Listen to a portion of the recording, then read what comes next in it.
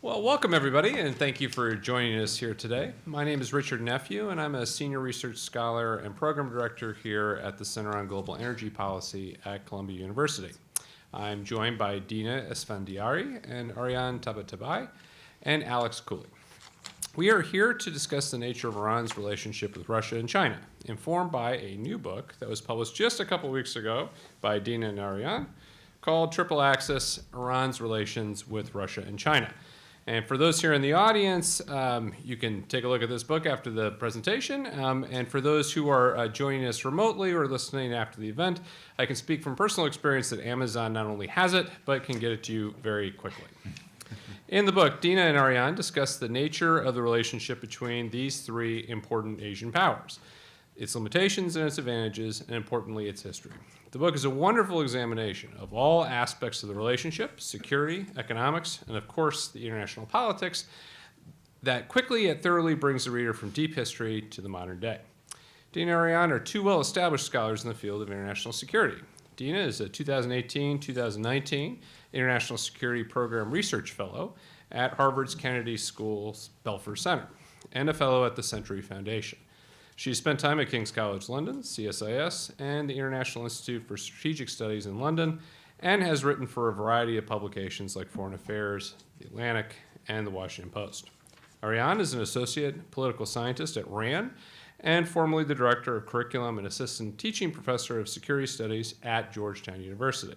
She's also an adjunct senior fellow at the Center for New American Security, columnist for the Bulletin of Atomic Scientists, and a postdoc fellow at Harvard's Belfer Center. She too has worked at CSIS as a senior associate in the Proliferation Prevention Program and has written for International Security, Foreign Affairs, and the New York Times. After Dina and Ariane offer their opening remarks, we will hear from our very own Alex Cooley, the director of the Harriman Institute for Russian and Eurasian Studies here at Columbia University.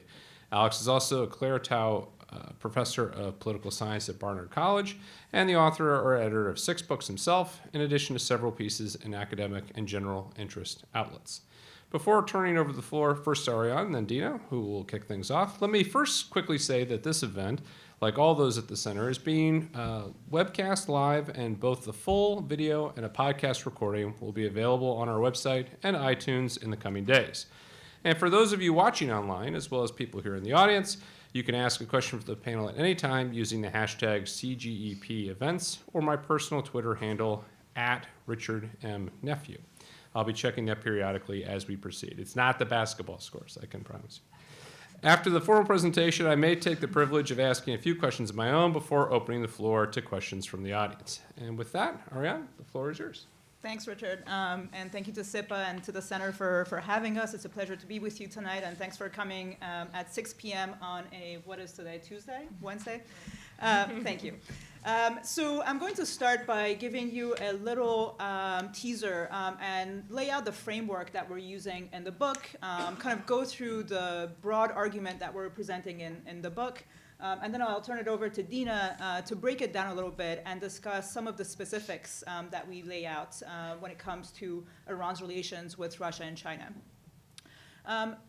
Right now, obviously, we're in the middle of a national conversation about America's role globally and the international order. We discussed this in the book in the context of Iran's relations with Russia and China, and of course the nuclear deal, which became increasingly more topical as we continued our research and the writing process for the book, ultimately leading to the book coming out when President Trump announced that he was pulling the United States out of the nuclear deal.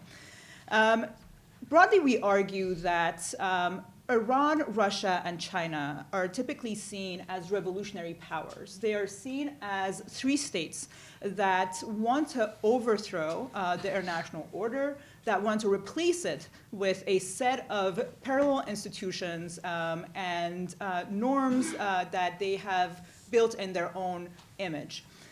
We argue that that's not actually the case, that the 3 countries are joined by their willingness to preserve the international order and work within it when it suits their interests, but to undermine it when it doesn't.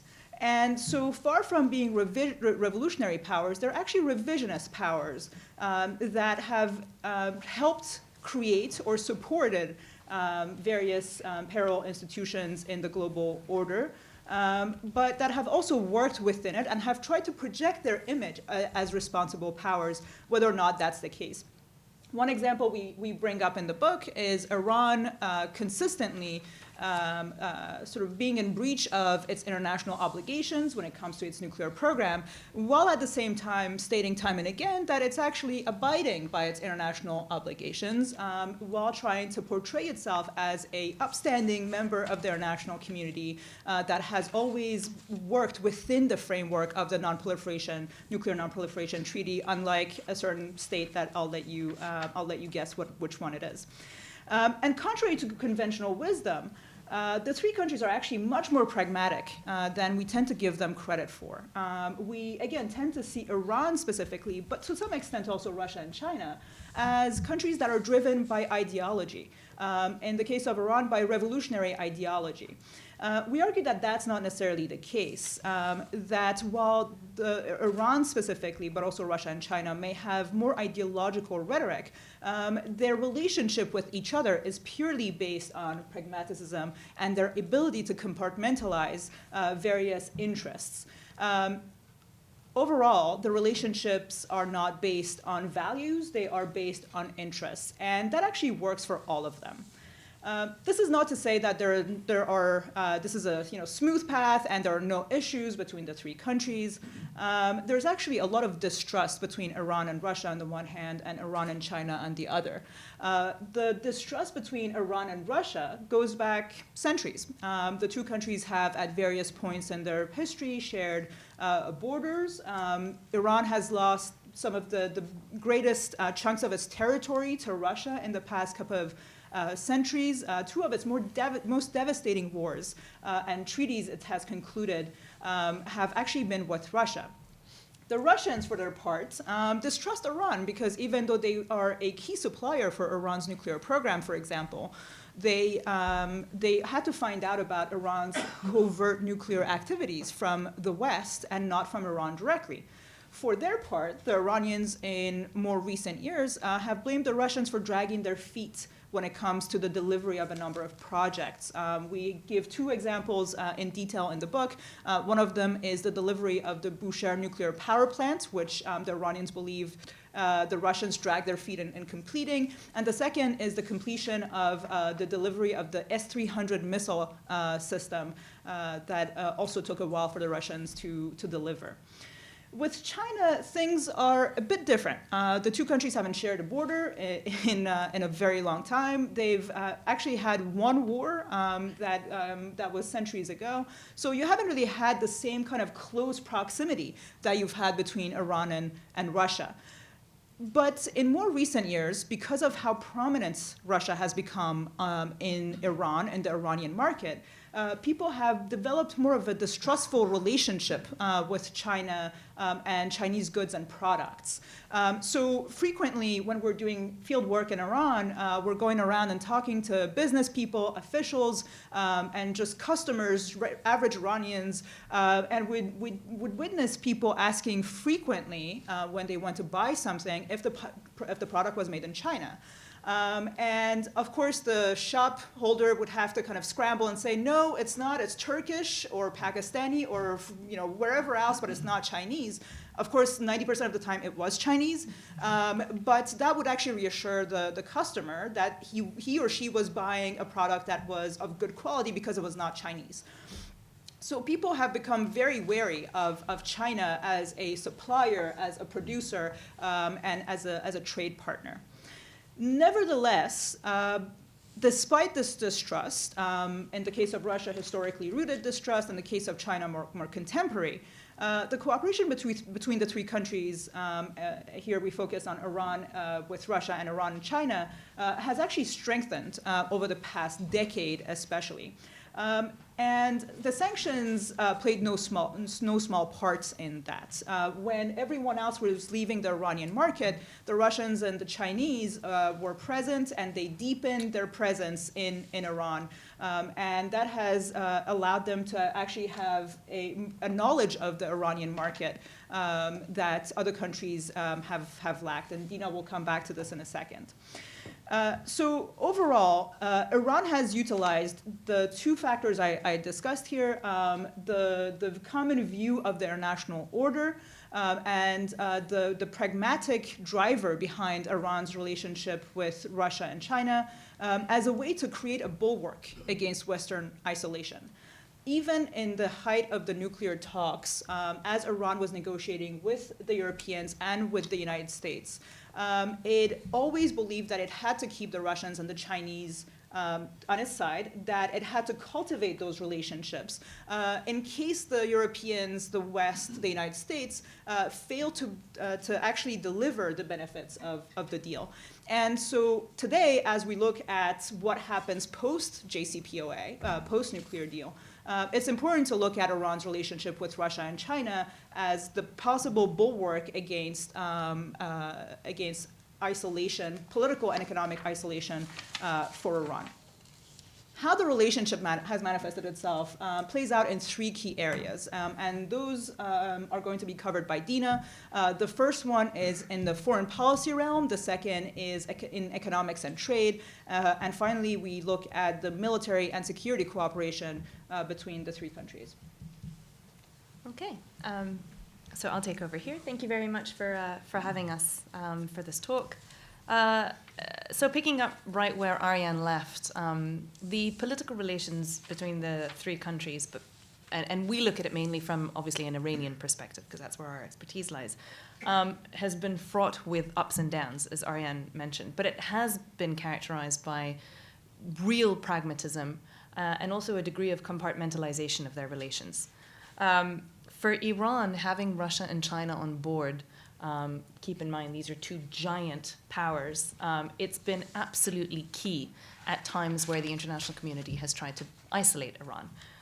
And, you know, Iran has used them to basically water down the effect of sanctions during successive rounds of sanctions that were being imposed on it.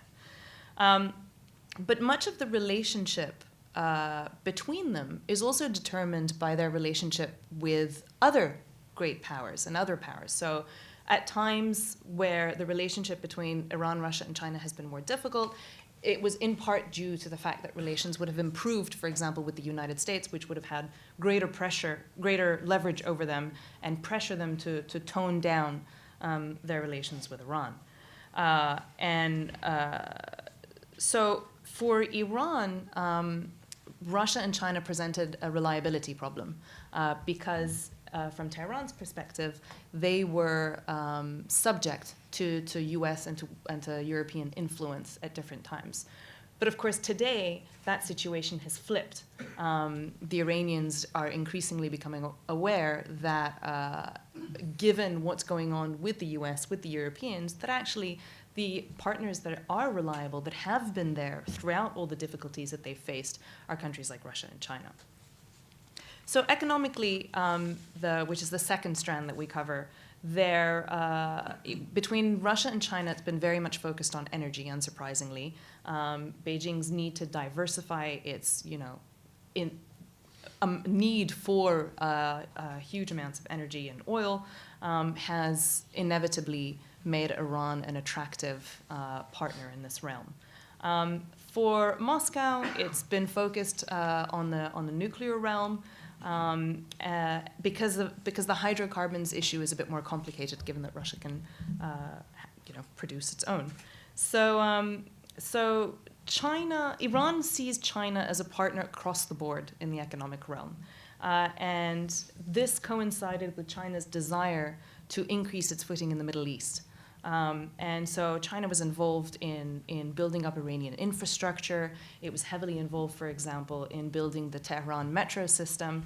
And Iran, it was kind of the basis for Iran building its opinion of the Chinese and their presence in Iran. So as Ariane mentioned, the Iranians believed that the Chinese were dragging their feet in the construction of the metro system, that it was slow, but ultimately they were satisfied. It ended up being more or less what they wanted. Russia's also heavily involved in Iranian infrastructure. Russia's been particularly useful to Iran because of their willingness to transfer production to Iran for some stuff.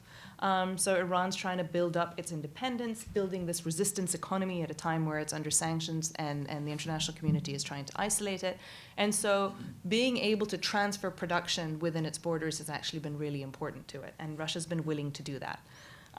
It's also been involved, Russia's been involved in transferring planes, so in Iran's aerospace industry, but again, Iran doesn't really trust it. And so part of the reason why Iran had decided to turn west and conduct these nuclear negotiations were things like their poor experience with the Russians in the aerospace industry. So as Ariane mentioned, it's important to say that the Russians and the Chinese, even though there were ups and downs in their relationship, were present in the Iranian market at a time when others weren't. So they have, light years of extra experience in dealing with Iranians, in navigating the complicated Iranian economy, in knowing who to talk to, which means that even if the nuclear deal had worked the way it was intended to, and Iran had received the sanctions relief it was supposed to, even if Western companies were flooding the Iranian market, the Russians and the Chinese would still have been way ahead, which I guess goes to explain to a certain extent why for them it was okay to take part in these negotiations, because yes, they were perhaps losing their privileged access to the Iranian market, although I guess the Russians and the Chinese had an idea that things wouldn't exactly work out the way that everybody wanted them to, but that ultimately it didn't matter because they would still be ahead. And then finally, we looked at military ties between the three countries.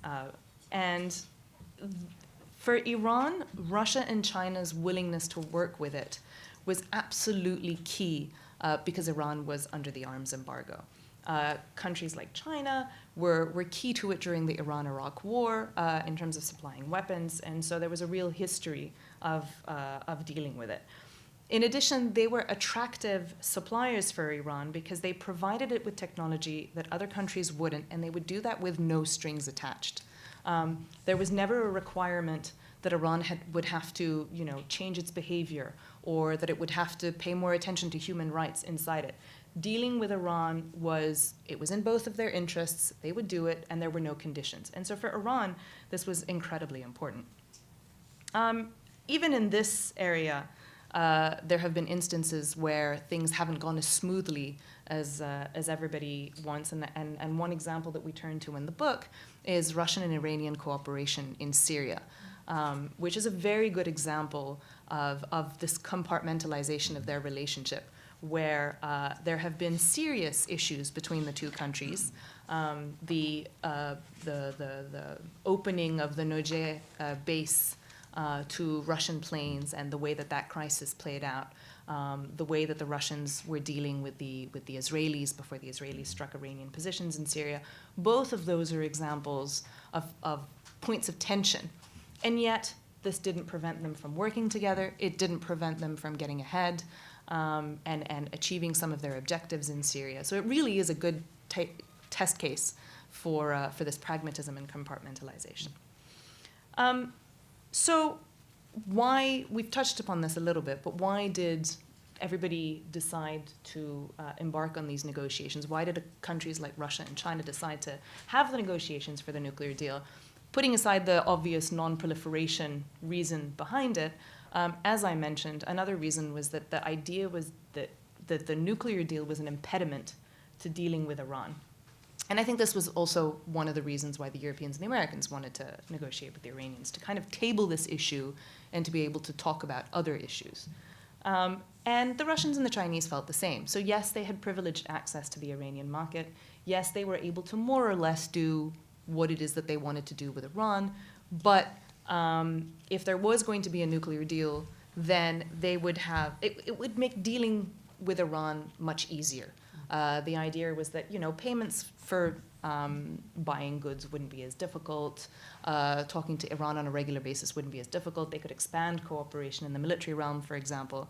And so there was a real desire to have these negotiations and to have the nuclear deal. And again, the Russians and the Chinese, as far as I know, they didn't really drag their feet in the negotiations. They were good partners to the remainder of the P5+1. On the Iranian side, there was a real debate throughout these negotiations about whether they should continue to deal with the Russians and the Chinese, or if, we've had enough, let's table these guys and really focus on trying to build ties with the West. And at the end of the day, Ariane touched on this a little bit, they decided that we'll continue negotiating with them. We'll kind of keep them on the back burner just in case things don't work out. And in fact, the negotiations the Iranians had with the Russians over the sale of additional planes is a good example of that. They really dragged their feet in these negotiations. And they kept going back and forth, and they were like, hold off, and because the idea was that they really wanted Airbus and Boeing to come into Iran and to sell them planes. And this Iranian policy, as we know today, really paid off. It was a good bet that they placed, because today there is very little doubt in the mind of Iranian officials, pretty much across the board, that yes, okay, fine, Russian and Chinese products aren't great, but hey, we don't have a choice, and they're here to stay. And they're not going to give us a hard time, and they're going to continue dealing with us. And so we really have to turn our attention to the Russians and the Chinese. So their position today, the Iranians, is a little bit weakened, obviously, because they don't have the option to turn west, and because the Europeans' hands are tied in terms of really implementing this deal for Iran. But the Iranians are confident that they can still get what they want out of the Russians and the Chinese. And ultimately, that the Russians and the Chinese, and hopefully with a little bit of help with the Europeans, will prevent Iran's isolation once again. I'll stop there. Great. Thank you very much for that. Alex, you had a chance to read the book, but also have got your own work on this. Would welcome your reflections. Yeah, sure. So thanks very much for the invitation. And this was a really fascinating book to read. I learned a lot from it, and I feel as if it's just, it's so timely, coming out exactly when we're talking about emerging powers, challenges the U.S.-led world order, U.S. disengaging from the international order, and of course the Iran deal being, the first example that's brought up. There's a historical perspective here. It's nuanced. I agree with the central argument that this is not clearly an ideological, you call it, I would say, an anti-hegemonic access. There's elements of revisionism here, but all three countries engage with the order, and then they try and undermine it depending upon their interests. And then I also really appreciate how you look at security issues, energy issues, economics and finance issues, and so forth. And I think another point that was important that didn't come up in your presentations is your attention also to the significance of Russia and China in Iranian domestic politics, and how vital the relationship has been to sort of rebut this general kind of malaise of we're so isolated. Well, we're not isolated. We have these partnerships. We'll prevail at some point. So all that is great. I think. Can I just say we didn't pay him to say any of that? Yeah. So the other part I think that comes up that's really key from this is this idea of countering sanctions together, and you present it in the book as this is something that certainly Russia can offer some assistance in how to bypass economic sanctions, how to think about practical steps in terms of de-dollarizing.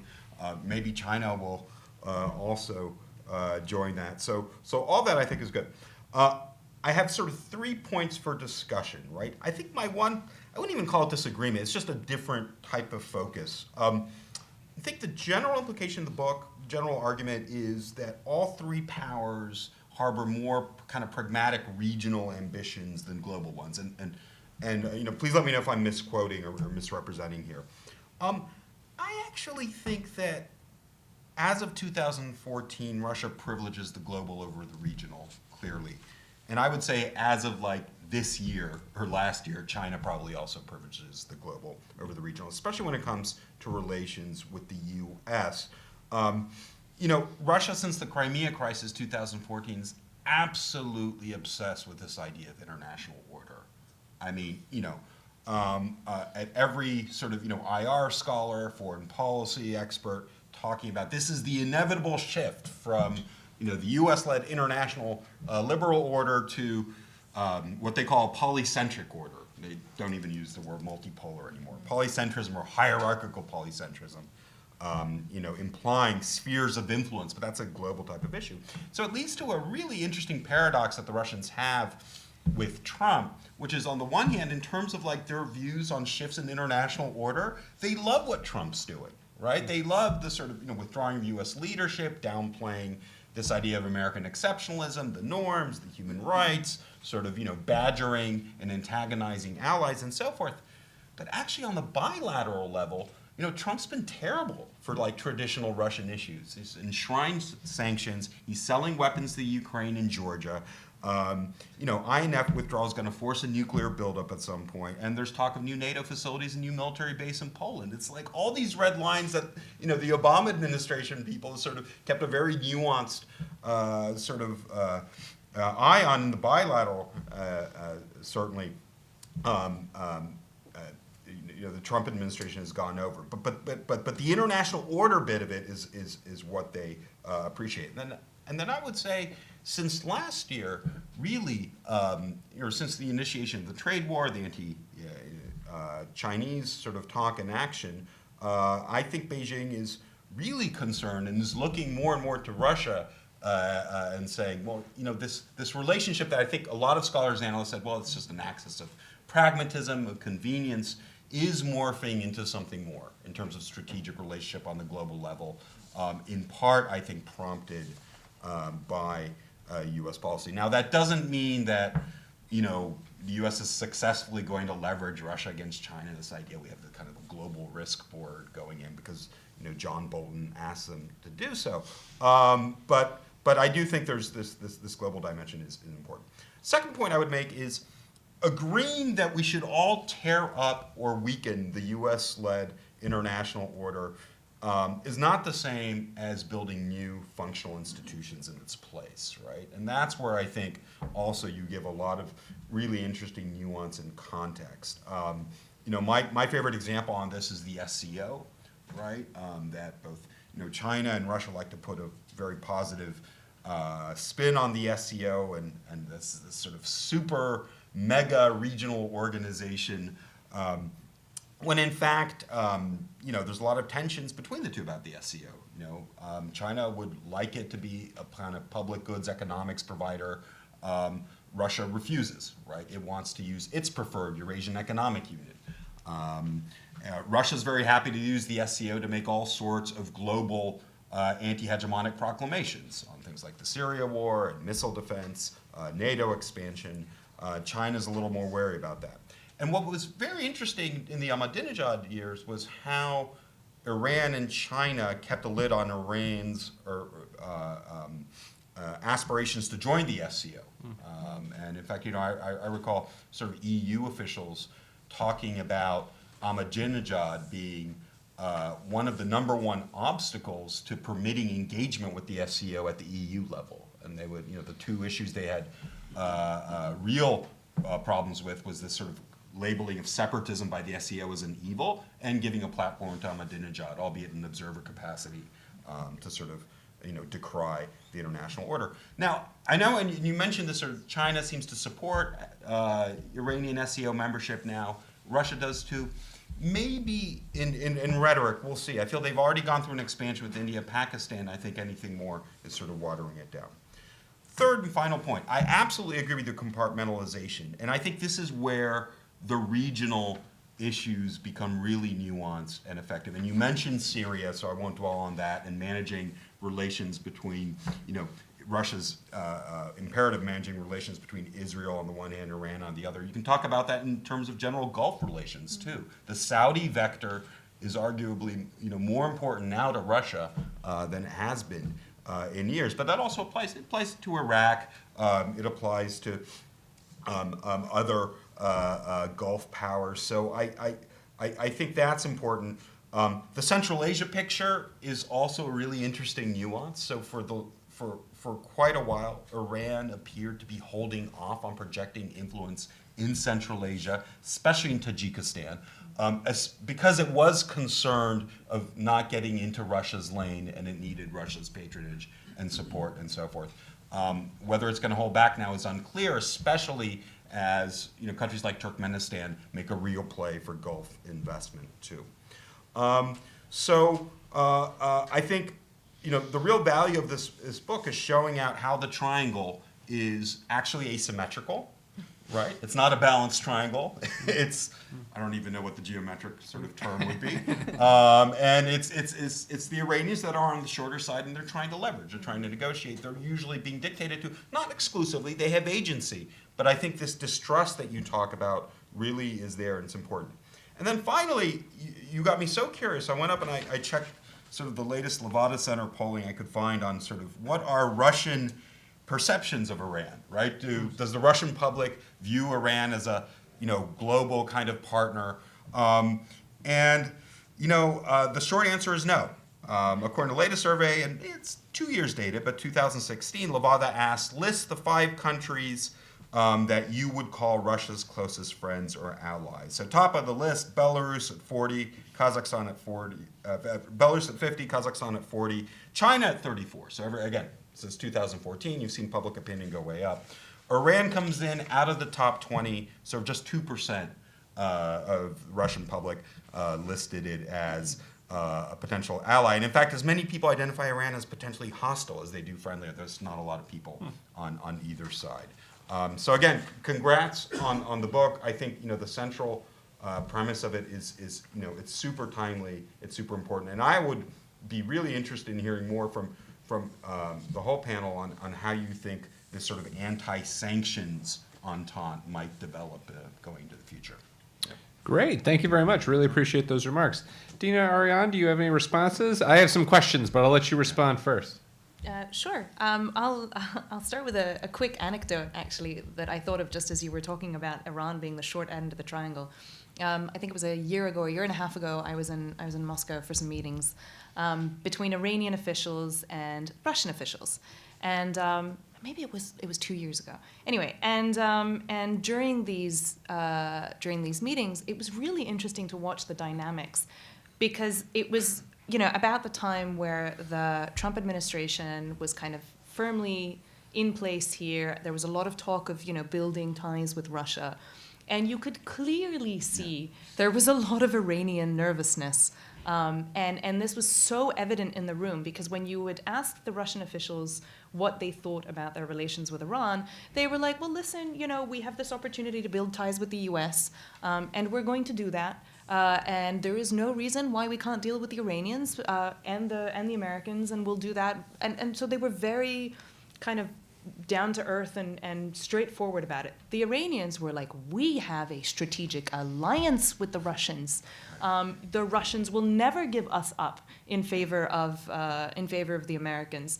And they were really pushing that line to kind of showcase how Russia has been on the Iranian side for a very long time. So that really goes a long way to kind of show you the unease in Tehran about where they stand in this triangle, and they're well aware that they're kind of a small player in a league of big countries and big players. They know that, but I think they've managed it relatively well. They've been able to negotiate it relatively well, and this goes back to one of the first points that you made about the global trumping the regional. Our view was actually that Iran wants to have a global aim, but it can't. Right. And it knows that. It aims to play in the big leagues, which is why it's so happy about being able to negotiate with the P5+1, because, hey, all of these countries are global powers. Right. And so this gives it legitimacy. But it realizes that ultimately it can really only play in its own region. It can be a strong player, but only in its own region, whereas it knows that Russia and China are in a completely different league. Yeah, so I'll add a few things to what Dina said. One, about your anecdote about Russia. So it's interesting. It's interesting that they would say this when they're sitting with the Russians and with the Chinese, but then domestically they'll say something that is entirely different. We have, I believe, a quote from Zarif that we translated from an interview he did with an Iranian magazine. where he talked about what it means to have strategic alliances, and he said something along the lines of, well, no country has permanent, allies. It has permanent interests, right? So our relationship with Russia and China is not based on a strategic alliance. It's based on our interests. So of course the quote is borrowed, but domestically it's very difficult for Iranian officials to actually come out and talk about a strategic alliance, because after all, the revolution was precisely to get rid of a strategic alliance and to become quote unquote independent, right? Neither East nor West. So that they have actually played that a lot domestically. The second thing I wanted to say is, we actually went back and forth a lot about how we would rank the three countries' capabilities and intent when it came to the regional versus international. And we had a lot of disagreements initially until we kind of ended up framing it in the way we did. But we agreed ultimately that Iran was sort of at the bottom in terms of both capabilities and intention when it came to having international, sort of global ambitions. That it does understand, despite the rhetoric, that it is a fairly small player, and that it can only have regional ambitions. Now, those regional ambitions have grown over the years, but that it is fairly limited to the region itself. And the way it would define the region, of course, is not just the Middle East. It's also Central Asia to some extent. It's also South Asia. And that brings me to your comment about Iran trying not to step on Russia's toes when it comes to Central Asia. One of the things that has been really interesting to watch, and that people often bring up in the talks we've given so far, is how does Iran react to the sort of re-education camps campaign that China has for the Uyghurs? How does it respond to the Chechens in Russia? And the answer is it doesn't. It barely mentions those things in international fora, which is pretty baffling for a country that for the past 40 years has been paying lip service to, the oppressed people of the world need a champion, and we, Iran, are the champion for these oppressed people. But it doesn't really mention Muslim communities in Russia and China that, by all accounts, have actually been oppressed, right? And again, this is why the relationship is based on on interest and not values, because it tries very hard to kind of compartmentalize its rhetoric, its ideology, the religious beliefs from the interest, and not to step on two powers' toes whose backing it needs internationally. And then the last thing I wanted to add was about the domestic dynamics. And you mentioned the sort of polls about Russian sentiment vis-a-vis Iran. It's fascinating to watch that, everybody is familiar with the Friday prayer, death to America chants that have happened for the past 40 years. It's been really interesting to watch for the past decade as people have started to oppose the regime by chanting death to Russia. So during the Green Movement, for example, when the Russians were one of the first countries to come out and support and endorse Ahmadinejad's re-election, which was, fraudulent. I think we can say that.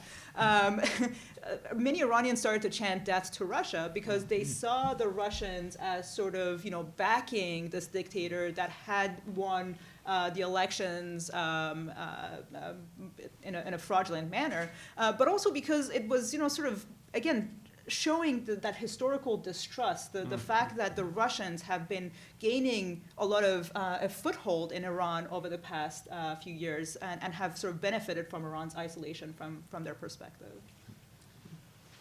Well, thank you for that. In fact, I'll take the privilege of also responding to your point, Alex, earlier on anti-sanctions entente before I'll ask a couple of questions. I mean, my own perspective here is informed by this hypothetical question I was just asking myself. If Russia, China, and Iran formed an anti-sanctions entente, then arguably, even if sanctions were to be relieved against Russia or against Iran, or the trade war and threat of sanctions be relieved against China, they would stick together in cooperation to push back on the sanctions campaign. And I don't think that's true. And that's what makes me think that there is not an entente. In fact, it reinforces the main point that this is a collection of interests that push these countries together. And I think, as an example of this, we saw the Russians, make some offers anyway to the Iranians that if this whole JCPOA thing didn't turn out, we'll be happy to help you. And what did we see out of the Iranians? We're good. Thanks. And it was in part because the Iranian perspective was the kinds of costs that would be required to do business with the Russians would be so out of bounds that it really wasn't worth it. And that they didn't want to get sucked into the trap that they thought was being laid for them by the Russians of becoming a client state again, and that they wanted their independence. And I think, to me, that is an interesting comment on what happens in a future U.S. administration where perhaps you don't have this antagonism to the international community that you've got. You've got maybe an administration that's trying to rebuild ties with a number of others. I actually think it might prompt, once again, a breakdown in some of those relations between these three countries. And in many ways, it's actually similar to what happened with the UN Security Council resolutions against Iran from 2006 to 2010.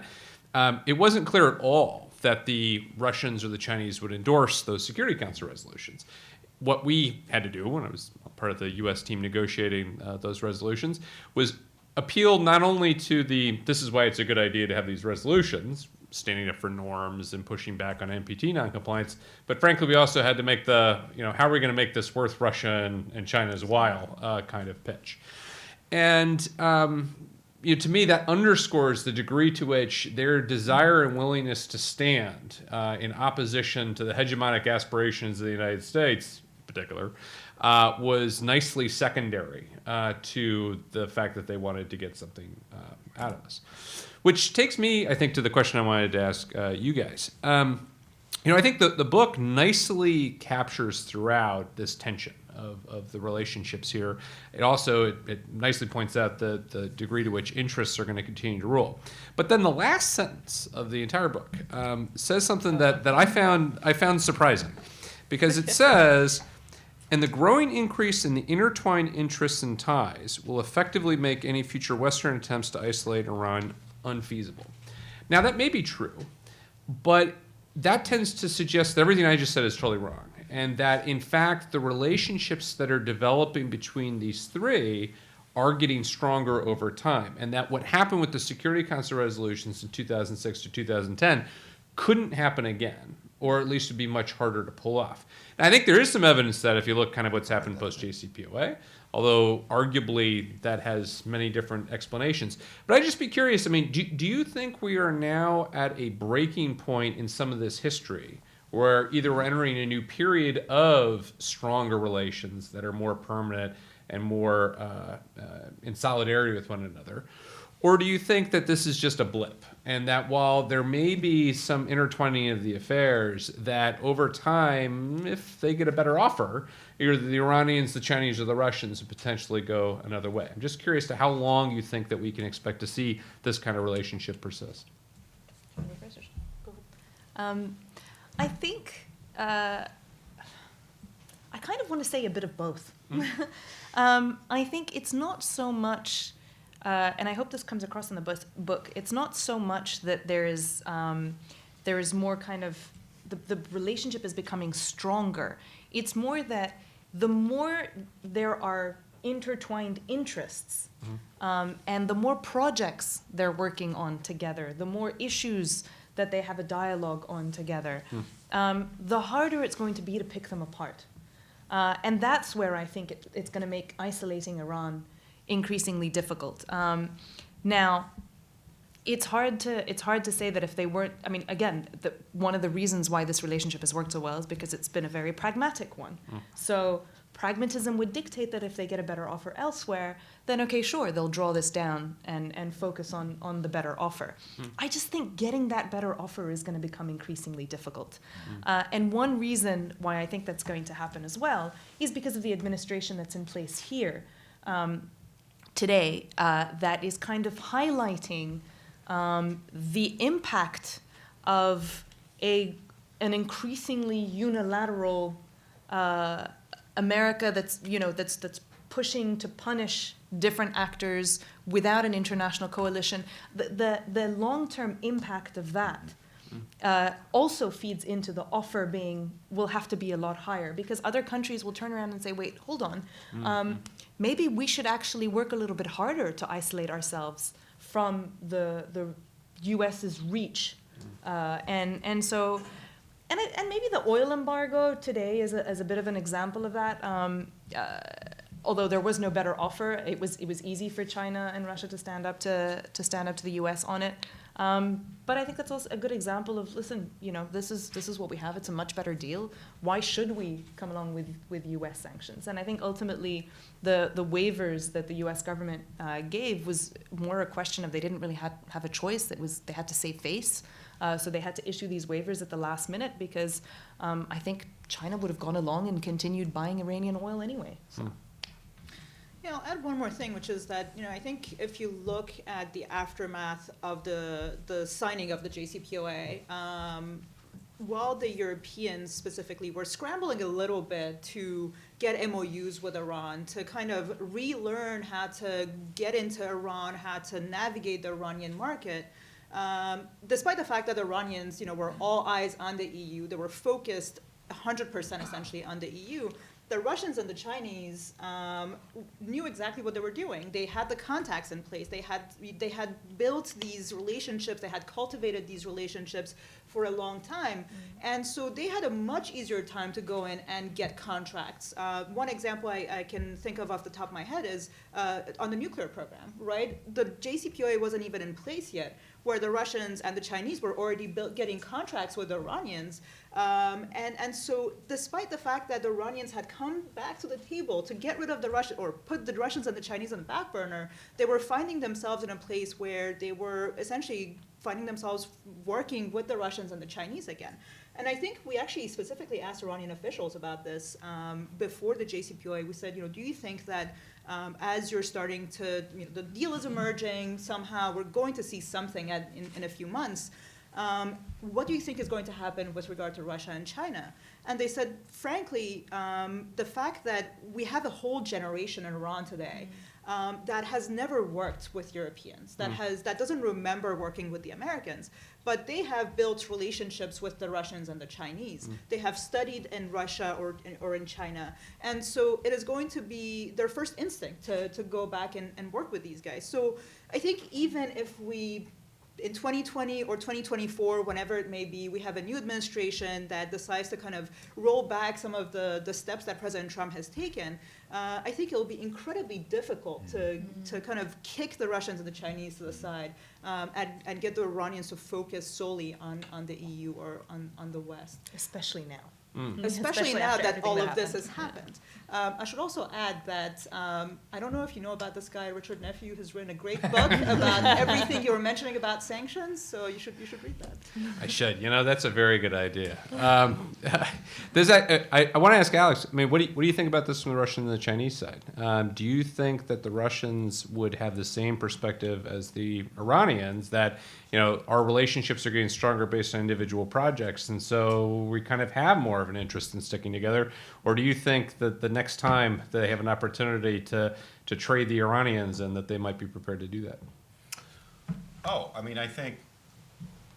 I think all of the above, right? To me, Russian foreign policy is ultimately about this demonstrating pragmatism as almost a means, as the ends itself, right? It's this constant being involved, bargaining, compartmentalizing,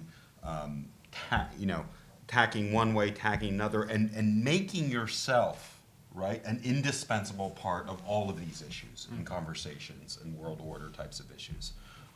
So I think the idea of potentially being a key pivot, right, of having something dangled and offered is, particularly appealing, but it's very consistent with the Russian self-image of what a great power should be doing and what a pole should be doing, should be considering these offers and these bargains in a sort of pragmatic way. But none of these things are sort of mutually exclusive. But I will just, the caveat on sanctions is, I think the Russians have accepted that the sanctions are here to stay because they see them now in U.S. law, right? I mean, I think there was some hope that, with a wave of the wand, sort of Trump could take them off, and, I guess we'll find out more about that in the future, what exactly happened. But the sanctions issue has given, I think, renewed impetus to this kind of just general idea of, we have to move away from the dollar and, the sort of, the control of this sort of financial architecture and so forth. And I think the Russians are, in some ways, delighted to have potential, if not allies, I would say, yeah, because you're right about the Entente analogy, sort of interlocutors about this, sort of, thinking about what kinds of ideas where they can point to, whether, swaps or, bargains, whatever it is. That I think is very fair. I think that the way that they're going to look at this is to the degree to which they can help reinforce the multipolar world that they'd like to have with as many partners as they like to have. I think that's going to be very much in their interest, especially when it comes to things like avoiding the use of the dollar and setting up alternative payment mechanisms and whatnot. I have to take advantage. And so it's a little bit off the specific topic of this relationship, but we just had reimposition of sanctions last week. We've got some folks in the United States who are absolutely giddy that regime change is about to happen inside of Iran. They're going to collapse momentarily. This is it. It's just the last moment. And I always have to tell the one story myself. I was very tired, but back in 2012, when the stock market collapsed and we had protests in the street, even I succumbed for about an hour to, oh, maybe this is it. And then I woke back up. But I want to take advantage, again, it's a little off topic, but to get your reaction, we've got two Iran experts here. Give us your sense. What do you think the reimposition of sanctions is going to mean for the Iranian domestic political situation? I assume, we'll see, that you don't think regime change is necessarily around the corner, but you do have some fundamental challenges being presented to the government, and I think they're going to have to struggle mightily against these challenges. So I'd be curious as to what you think is going to happen from a political standpoint, the degree to which the Iranian resiliency is going to show itself here. What are the next moves of people like Rouhani and Zarif? Just your kind of off the cuff thoughts as to what reimposition actually means in terms of the Iranian next steps and what's going to happen in the political system. I'm sorry to disappoint. I don't think there's going to be regime change anytime soon. And I'm actually, I'm genuinely surprised at how prominent this belief is that, Iran is on the verge of collapse. As far as I understand, Iran's been on the verge of collapse for the last 20 years. 40. Yeah, maybe as far as 40, yeah. It's not happened. Iran is used to being told it's on the verge of collapse.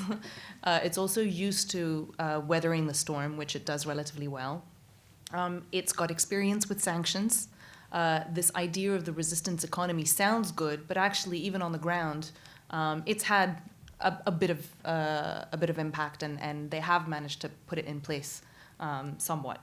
But that's not to say that there aren't real challenges. There really are. And I think this administration in Iran is very aware. It's acutely aware of some of the challenges that they face domestically.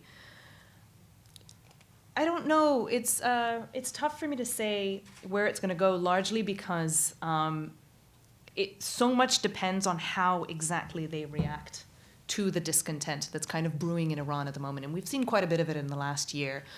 Most of it has been, other than the outbreak of the protests in December and January, most of it has been relatively small protests, quite spread out, but small and very focused on specific kind of socioeconomic issues and kind of specific groups of people. So, teachers or truckers who are really protesting specific things related to them.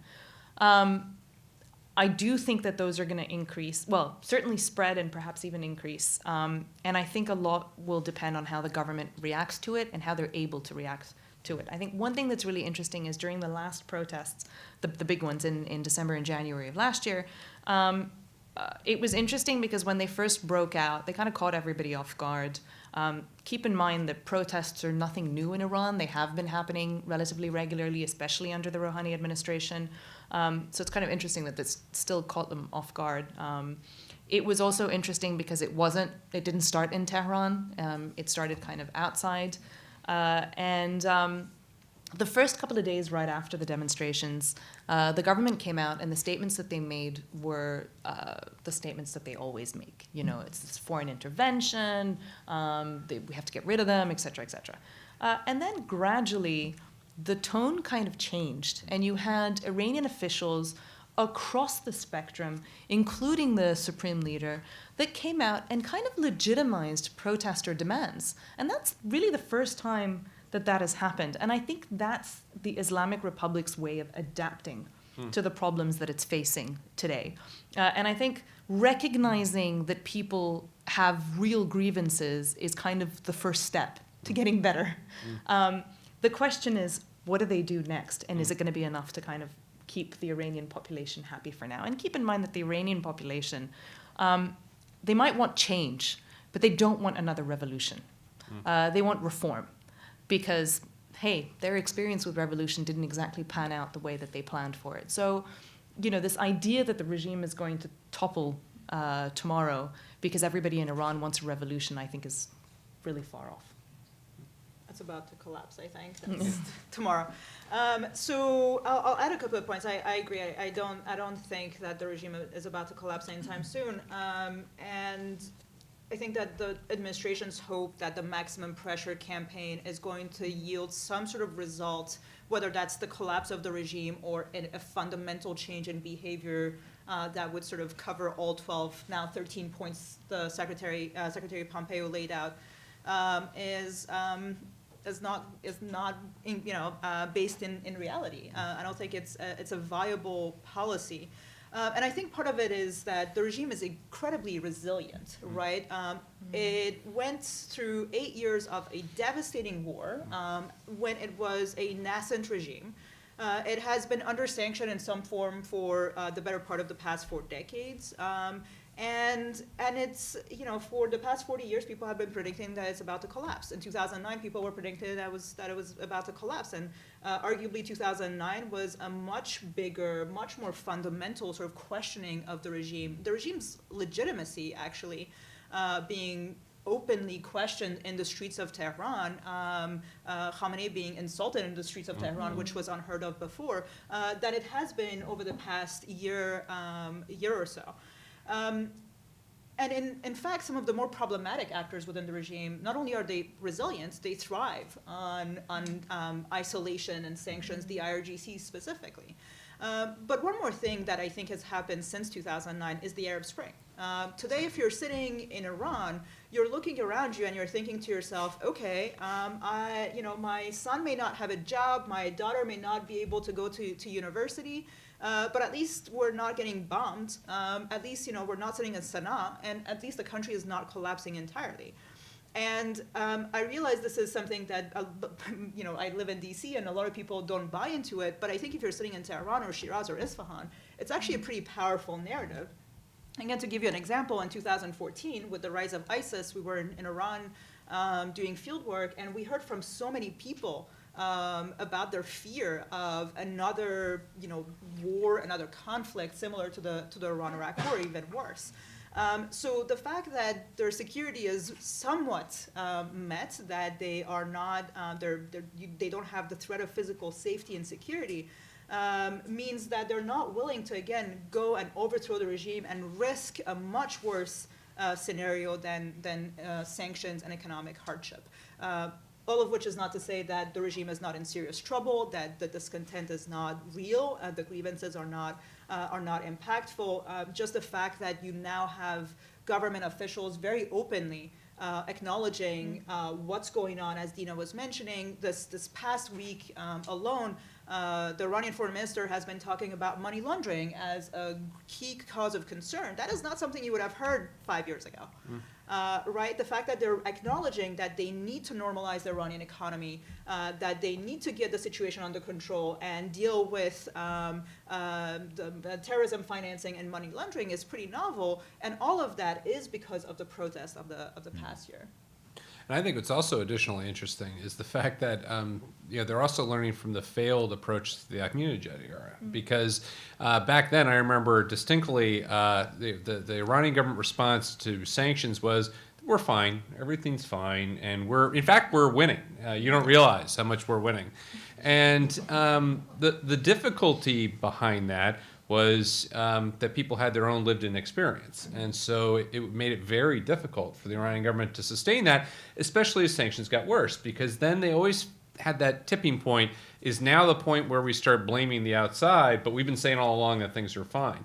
Whereas I think the Rouhani government actually has got an advantage that's been given to them by the United States. We had an agreement that everybody knew about, that we signed on to, that no longer is being observed by one party, but we're doing the right thing. And I think if you are Rouhani, it makes it that much easier to say, yeah, actually a lot of our trouble is sanctions. It is. Mm-hmm. And it's not our fault. We did what we were supposed to do, blame these guys. And that ability to blame the third party without having the same kind of rhetorical problems that Ahmadinejad would have had, I think is an advantage that they've also got.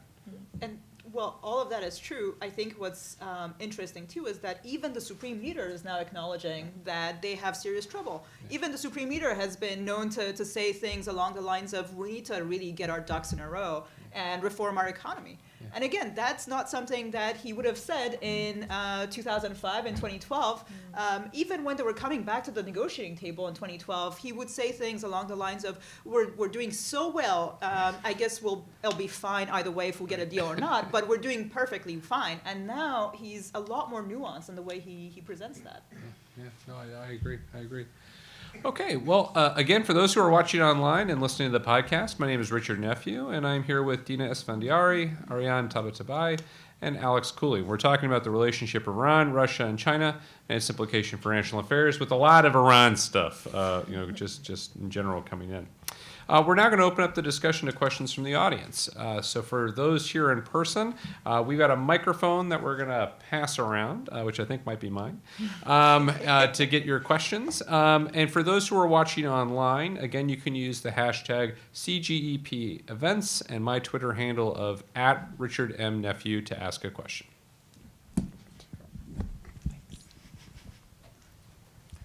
Great, thank you very much. That's very enlightening.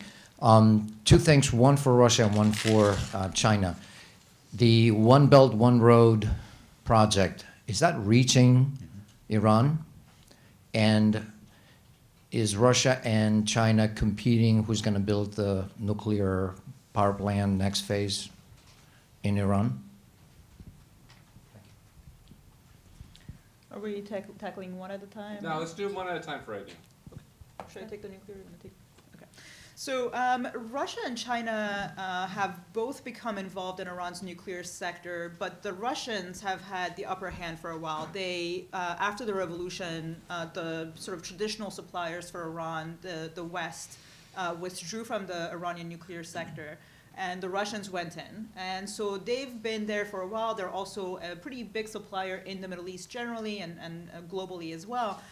So they definitely have the upper hand. It's more of a recent development that the Chinese have become involved.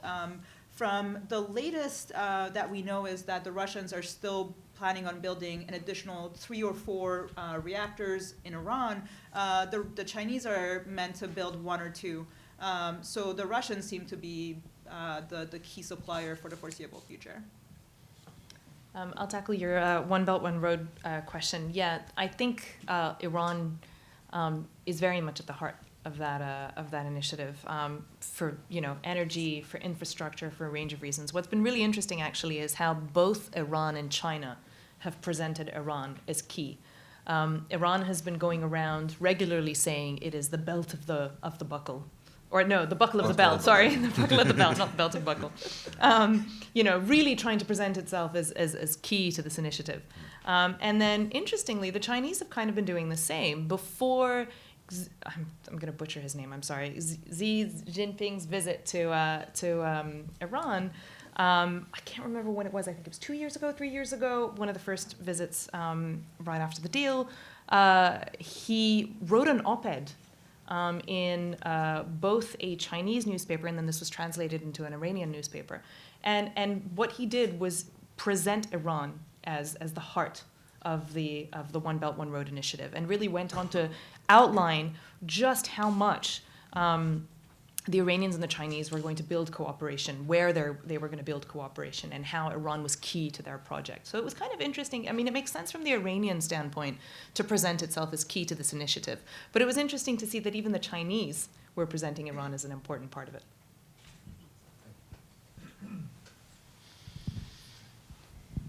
Thank you for a great talk. I'm Cynthia Roberts. Just quick comment on Russia, where also it's always being written off as the economy is falling apart. Too many people in Washington have mischaracterized Russia resilience.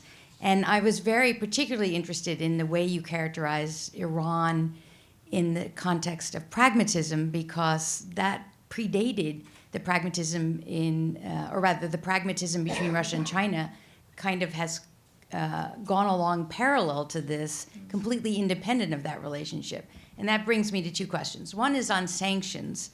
And here, the way I read it is these three countries all have a parallel interest in continuing to work together, precisely because they believe sanctions are, in one form or another, going to continue, certainly for Russia, and for the foreseeable future with Iran. And China is a key actor in this respect because it has the ability to finance and to tell the Americans, forget about it. We're not going to obey these sanctions in many respects. True, Chinese firms are very worried about the secondary sanctions, but increasingly a whole host of actors, Chinese, Indian, Japanese, have been trying to erode sanctions. And so this makes it easier for these three actors to build their relationship in a way.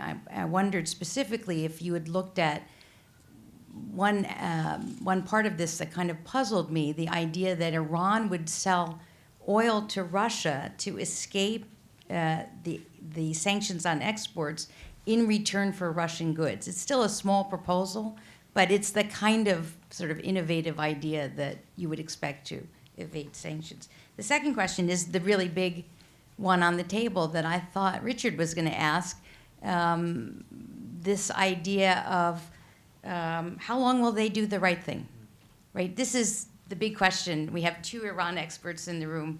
Some of us know a little bit about Russia and China, but could you tell us, do you think this will erode? They'll go back to their nuclear program sometime soon. Thank you. Thank you.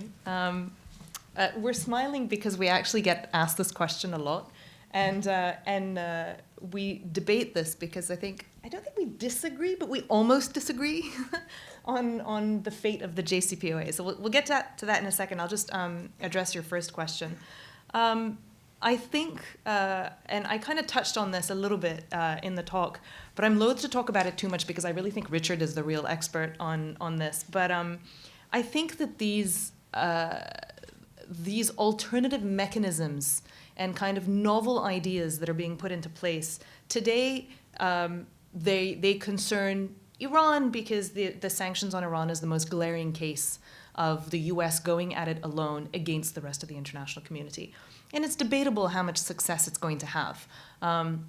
Yes, Iran is used to finding ways around sanctions, so it'll continue to do that today. You know, bartering is, as you said, back on the table. Finding other forms of payment. You know, China and Russia exploring using their national currencies to pay for oil. All of these things, you know, are applicable in this particular situation. They're being explored. I have reservations about how effective they're going to be today, just because the U.S. is too present today in the international financial order and system. But I do think that it's the beginning of the end of the U.S.'s financial reach. I do think that these mechanisms that are being put into place In the short term, even in the medium term, I don't think will be very effective. There's going to be a lot of bumps in the road, but ultimately, it's fostering this sense of, we need to find ways to isolate ourselves. We need to find ways to be able to effectively stand up to the U.S. when it starts to do things like this unilaterally on its own without consulting its international partners. And so I think down the road, it's going to have a real impact on the U.S.'s ability to make policy and to influence the behavior of other states. Not anytime soon, but definitely down the road. And actually, what's even more pressing, because coming from Russia and China, you almost kind of expect it. It's normal that they would start to do this. But coming from the Europeans, that's new. And there's a very real desire on the part of the Europeans to make this work. I mean, again, unlikely it's going to work in this particular case, or it's a real uphill battle, but the desire is there. So getting to the JCPOA question, I think that I am perhaps a little bit more optimistic than Ariane is on the JCPOA. I think that it's undeniable today that Iran is not going to reap the economic benefits of the JCPOA. I think the Europeans are going to try, the Russians and the Chinese are going to do whatever they can, but ultimately Iran's not going to get what it was promised. I think the Iranians know that, and they're just trying to find ways around it. Having said that, I think politically, the Iranians are winning. And I think if you look at the way that the UN General Assembly played out right here, a month and a half ago, 2 months ago, the Iranians walked away looking like a reasonable international country with lots of partners and everybody on their side, and they were facing an increasingly isolated America.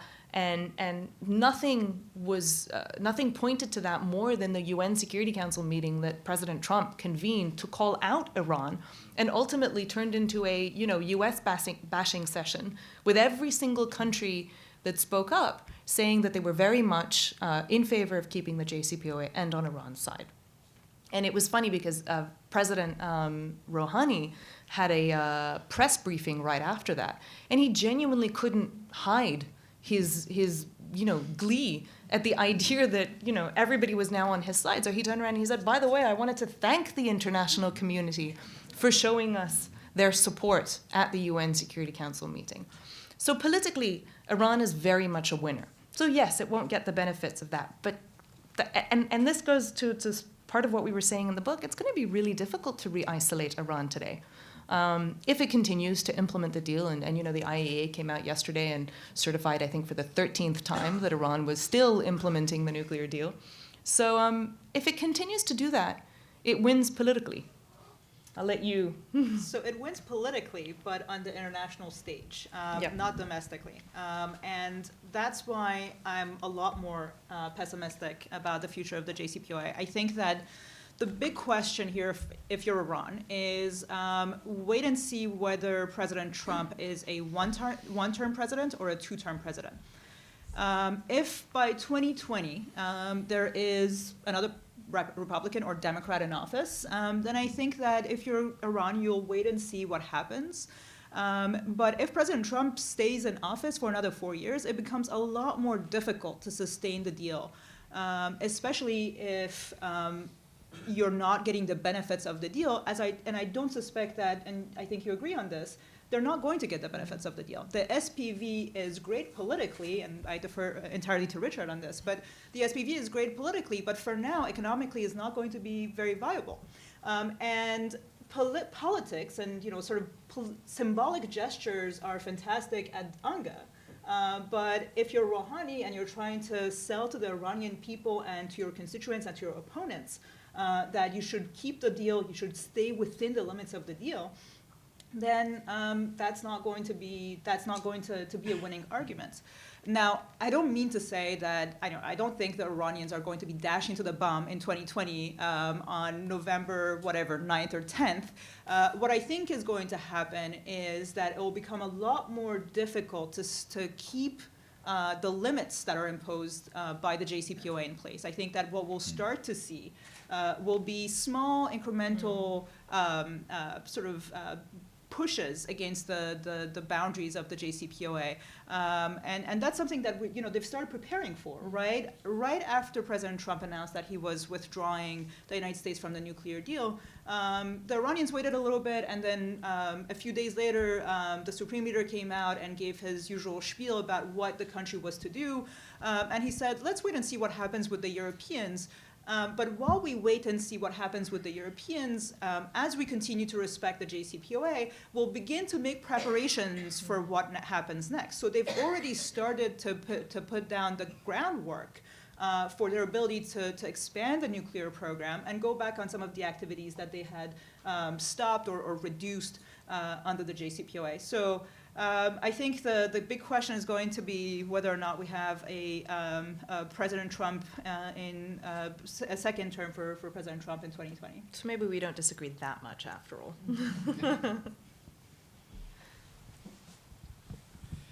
Thank you very much for a very interesting discussion. Gabriel Avgerinos of Energy Mentors. I'd like to turn to a question that's more related to energy and infrastructure investment, foreign investment. As a reminder, under the border of Iran and Qatar in the Arabian Gulf is one of the major deposits of natural gas. Qatar, for the last 15 years, has been pulling out that gas and making liquefied natural gas out of it with the help of major U.S. oil and gas companies and European oil and gas companies, major investments. China is where all the growth and the thirst for more natural gas in the form of liquefied natural gas is, if not anything else, to just dilute the coal continued power generation in China. And U.S. exports are marginal to the U.S., especially now with the tariffs imposed. So the question is, China making proposals to the Iranian government for similar joint ventures, leaving the Iranian government and IOC or whoever you want to be in control at 51% at least, with the foreigners coming in at 49%, but making all the investment in the infrastructure on the Iranian offshore side to collect the gas by pipeline, build a liquefaction plant, and export it, which will give great revenues for recovery for the Iranian economy. Thank you.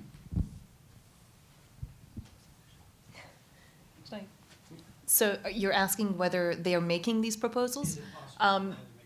That's a good question. I can't give an authoritative answer on that. I don't know if, Richard, you have a better idea, but what I can say is that yes, Iran, the energy sector, is obviously starved for investment. And those gas fields in particular, Iran is light years behind Qatar. And so Iran is very keen to get those projects off the ground. And again, China and its companies have had a lot of experience in dealing with the Iranian energy sector and investing in the Iranian energy sector. And they already have deals in place in Iran in this sector in particular. And you know, when Total, for example, announced that it was going to pull out of its deal with Iran, the Chinese were ready to take over its share of that deal anyway. So I don't know if they've made any proposals specifically saying that, you know, Iran would be able to keep this much and the Chinese would, you know, invest that much. But it's undeniable that they're already there and they're already working very closely with the Iranians. And the government is open to that.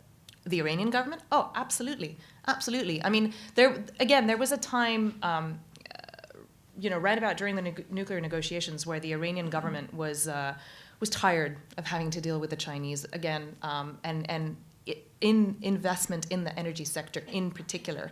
I remember there was an article, I think it was Najma in the Financial Times. She had written an article about this where she had interviewed the oil minister at the time, and he had come out and said, you know, we need to put a brake on Chinese investment in Iran, and we really need to look elsewhere for investment in this sector. But today, I mean, that sentiment is out the window. And I just, I think I agree with all that. The only thing I'll just add is the real problem with the Chinese is technology, that they are still using U.S. and European patented technology in the things that they're doing, and they're not in a position to make that available to the Iranians. And so that's going to continue to be a hindrance. It's part of the reason why the Iranians preferred to go with European. They would have gone with U.S. if we'd been available, but with European goods is to be able to get the higher access technology, which is what stymied a liquefied natural gas program in Iran for 20 years. And that's still one thing that China can't provide unless, and this is the big question mark, unless they get assistance from outside folks of China now who are more willing to deal with the sanctions evasion problems that come along with that, because the rest of the world doesn't agree with us on this issue. And I think this, to me, is the biggest sanctions-related problem that's attached to the JCPOA. The enforcement problem when it's the U.S. versus everybody, as opposed to the U.S. with the UN Security Council with the EU against everybody, is pretty significant. And I think as a former U.S. sanctions enforcer, the poor people who are in charge of this now are going to spend a lot of sleepless nights chasing European firms, in addition to all those folks in UAE and Hong Kong and Singapore and elsewhere that they had to deal with before. So I think we had some more hands up. We're in the lightning round phase here. So we're going to take questions, be very quick about them, and we're going to take 3, ask them all at once, and we'll see how we go. Okay, I'm Peter Clement. I'm teaching here at SIPA. Quick question on the Syrian endgame. Do you see prospects for increased Russian-Iranian tensions when we get to a new regime in Syria, and both Iran and Russia are going to be looking for their payouts in terms of access to oil, energy, money that they both feel is due to them for their support?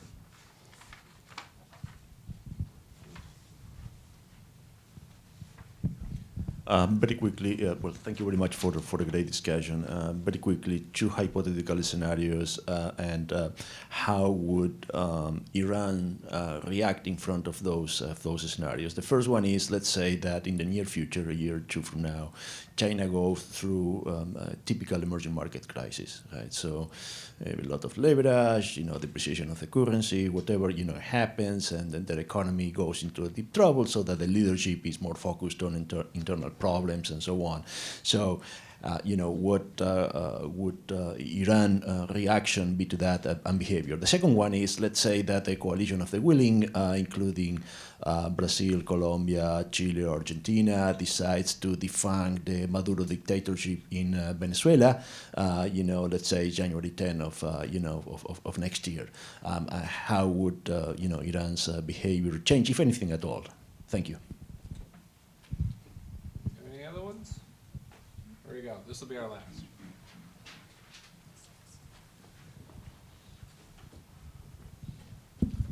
Hi, thank you very much. I guess one of the questions I had was, clearly getting to a new deal would be difficult because of all the lack of mistrust between the two parties. But even when the JCPOA was in place, the sanctions relief never lived up to what Iranians hoped it would be, because of both remaining U.S. sanctions and difficulties in the Iranian market that made it harder for new investors to come in. Would that be a hindrance to Iran reaching a new deal? Because, say, the population wouldn't be as receptive to one, having not seen a payoff. And also, is Iran actually going to, say, go forward to the AML measures to become FATF compliant that would actually result in an improvement in its situation after a deal? Great, a good question to end on. So you got some ones to divvy up. Go ahead. I can just start and then you take. Sure. Okay. It was interesting when you were asking your Syria question. As you were asking it, as you were explaining it and asking it, the first thing I wrote and underlined here was reconstruction. I think that there is definitely going to be quite a bit of tension once reconstruction efforts in Syria begin. I can't speak as much for the Russian side, but certainly on the Iranian side, there is a great deal of belief that it's time to cash in. It's time for them to, get those deals. It's time to set up the trade links for the future. The Syria issue for Iran has been problematic. I mean, yes, it's been involved and it hasn't It hasn't really shown any indication that it wouldn't be involved.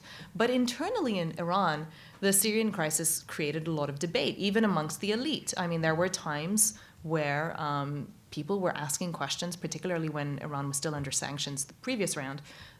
Why are we in Syria? What are we doing? I mean, there's belief that, for example, being present to push back ISIS in Iraq makes sense because it's so close to Iran. But Syria, it's... And as the war goes on, it becomes costlier. And so this debate just kept going. And the only thing that, somewhat kept it under wraps was that the officials, those who believed that it was, that they should have been in place in Syria, would turn around and say, don't worry, when we finish, when we're done, during reconstruction, we'll be able to recoup some of those costs. So yes, I think there'll be serious tensions there. I'll skip all the way to the New Deal question. If I was an Iranian official today, deciding whether it was worth taking up President Trump's offer of dialogue, or perhaps thinking about a New Deal, the decision would be really easy, really fast. They had one negotiation after a number of years of no dialogue at all with the U.S. They've come to an agreement less than 3 years after the agreement. From the U.S. side, at least in their relations with the U.S., there's almost nothing left of it. And the rest of the P4+1 are left picking up the pieces and trying to implement it. Supreme Leader Khamenei, from the beginning, said, I'll let these negotiations happen, but we cannot trust the Americans. The one thing that President Trump did was prove him right.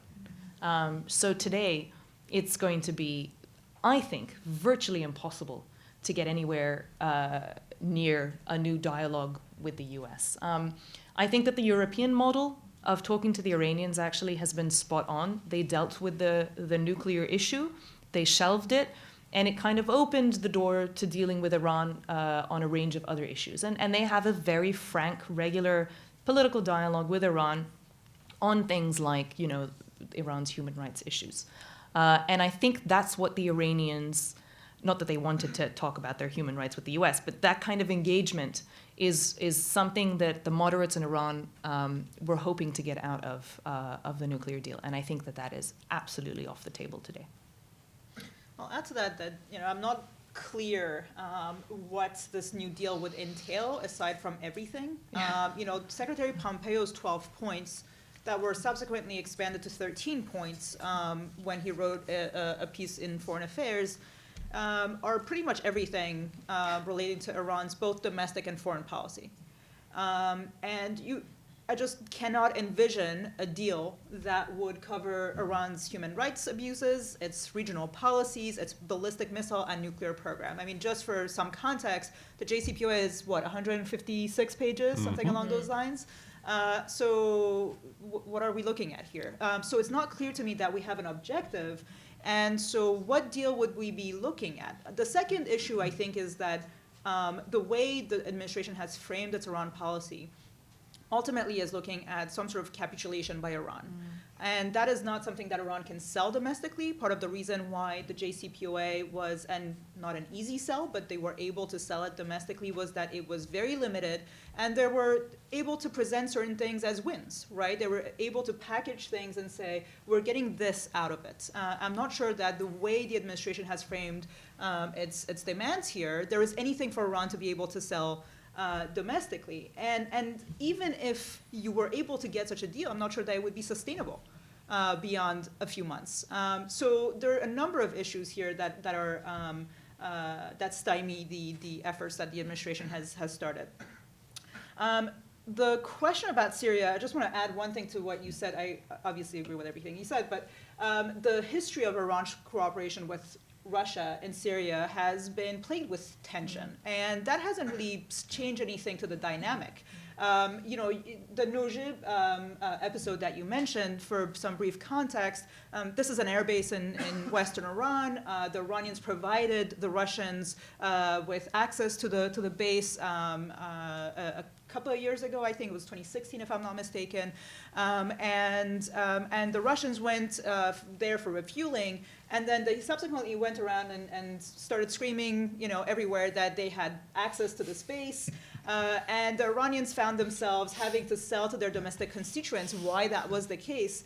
And of course, people were pushing back and saying that this was against the constitution. Iran had a revolution in 1979 to get rid of foreign presence in the country. And here the government was giving the Russians access to an airbase.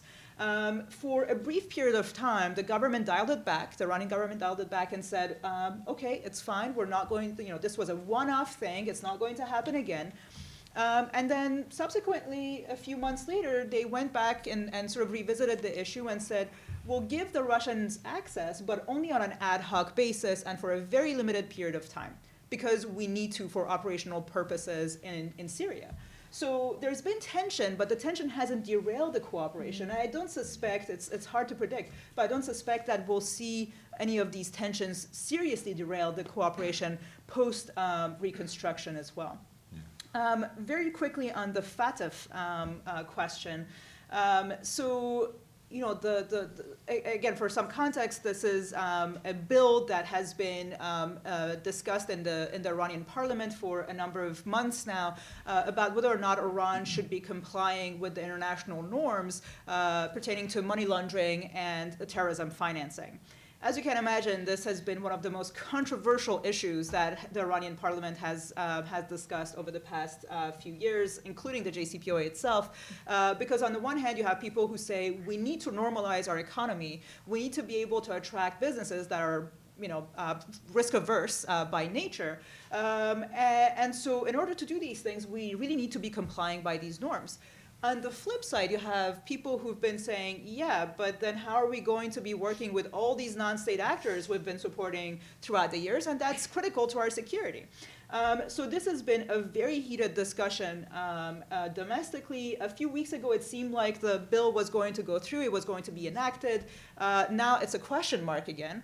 But I do think that there is a recognition within Iran, and again, this is something that I think a couple of years ago would have been unheard of, but there's a recognition within Iran that that not only the sanctions after the JCPOA, but also the domestic economic sort of infrastructure were the reasons why Iran was unable to get the benefits of the deal, at least while it was being implemented by all parties.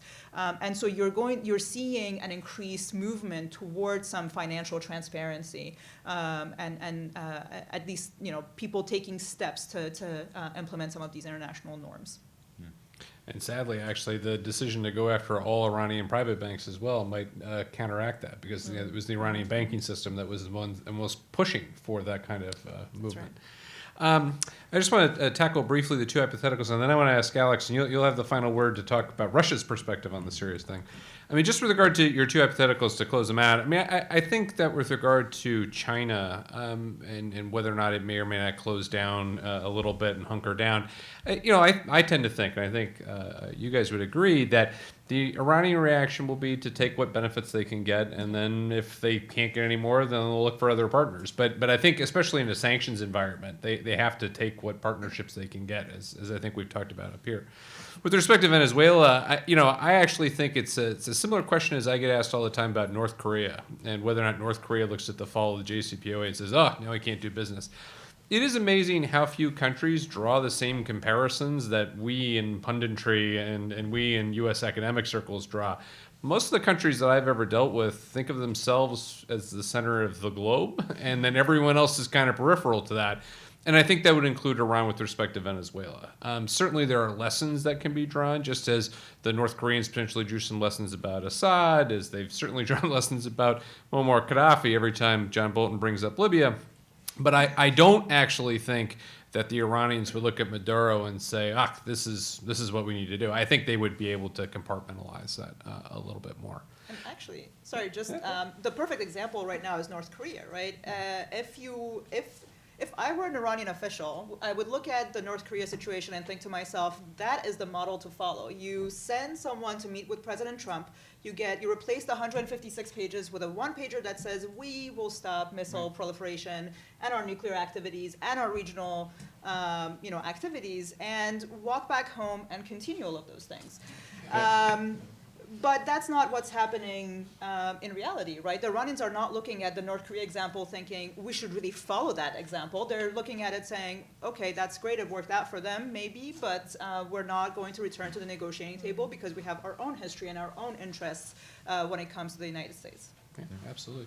And Alex, do you want to just finish this off by Russia's perspective on the Syria question? Sure, lightning quick. I think Russia gets so much of the Syria conflict in terms of status considerations that, I agree with this perspective that in the end, if you disagreements over, geographic concentration of Iranian troops or who gets reconstruction contracts, it's pretty mild compared to, if they're part of an ongoing, set of talks about what reconstruction is going to look like, what the Constitution is going to look like, what the permanent presence is going to be, and so forth.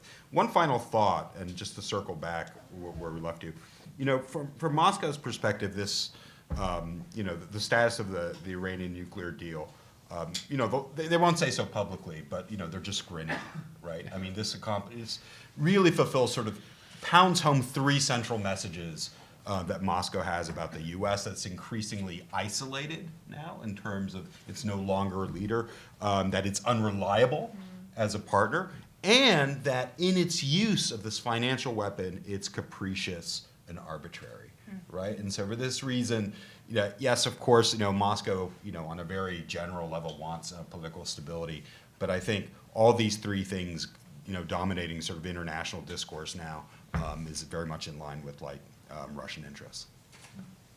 Well, great. Well, thank you very much. That is a good way of ending this off. I want to thank everybody for joining us here. As I mentioned, the full video recording of this event will be available on our website in a few days, and you can also subscribe to our podcast series on iTunes, Stitcher, SoundCloud, and lots of other platforms. This is just one of a number of great series of events that we host regularly at the Center on Global Energy Policy. Though our public calendar is coming to a close with the end of the semester, and this is the benefit of being at a university, you can follow us on Twitter and sign up for our emails to learn about events that will form our spring semester program, not least being our annual policy summit in mid-April. We hope to see you soon again. Please join me in thanking Dina, Ariane, and Alex one last time, and please check out Triple Access at all good bookstores.